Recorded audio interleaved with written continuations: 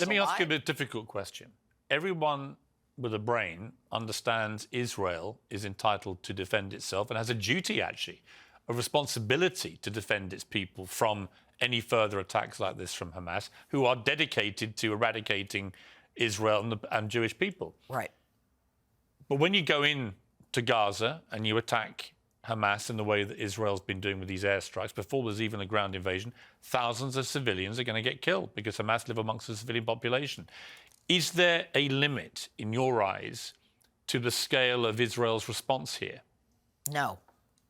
Israel is a nation that is surrounded by people who want to kill them. You know, you've heard the statement, you know, from the river to the sea, you know, just get rid of Israel. The truth is that Israel faces this existential threat. And if they don't take care of that threat now, they will never be safe. The Jewish people, the Israeli people will die. So you say to yourself, but you know, it's not fair. It's not proportional. What is proportional? I ask you this.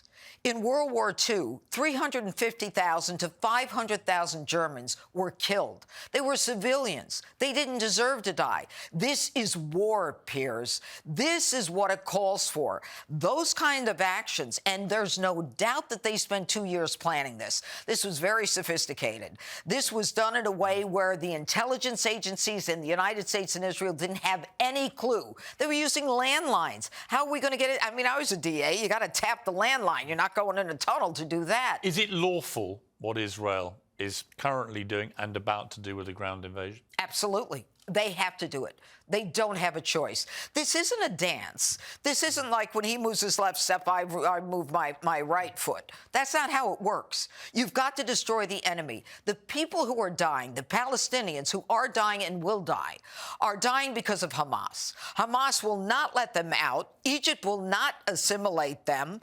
Jordan says, I've got a red line, I'm not taking them. Queen Rania can talk about it all she wants. Maybe she ought to talk to King Abdullah and say, you know what, honey, I'm out there promoting the Palestinians. Why don't you bring some of them into Jordan? You know, they're all hypocrites. This is a war. You put on your big boy pants or your big girl pants, and you understand there's a problem. Now, the hospitals in Palestine, I'll give you an example. There, they say that they're not operating because they don't have fuel. You know who has fuel? Hamas has fuel. Iran has fuel.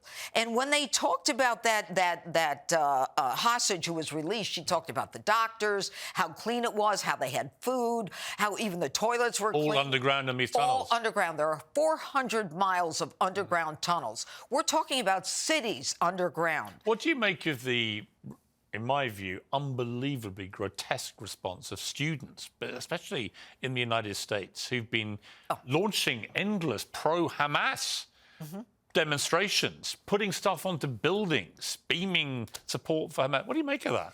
Well, I think it's been coming for a long time. I think that the educational system in the United States is on a decline. I mean, we just talked on the 5 about the fact that in Oregon, they don't care if you pass. They're just going to let you leave school and say you graduated. Look, for the longest time, we've dealt with young people in college. You know, my feelings are hurt. I need a corner to cry in. You need to understand how I feel. You know, the microaggressions, you know, how I feel, how you make me feel, how you should feel. It's all about feelings. Then all of a sudden, when they're confronted with grotesque, inhuman crimes, they're like, I support the other side. They have no feelings for that, for the people that suffered? At all. No. I mean, at all. And the reason, Piers, that I mentioned the tunnels is that Palestinians are nothing more than pawns to Hamas. No. Hamas is living well. The Palestinians are the pawns in this war. I think the Palestinian people need to realise how bad Hamas have been Hamas for Palestinians. Look, Israel said in 2005, we'll give you Hamas. Judge, I've got to leave it there because we run out of time. The good news is you and I are going to go and work on the 5.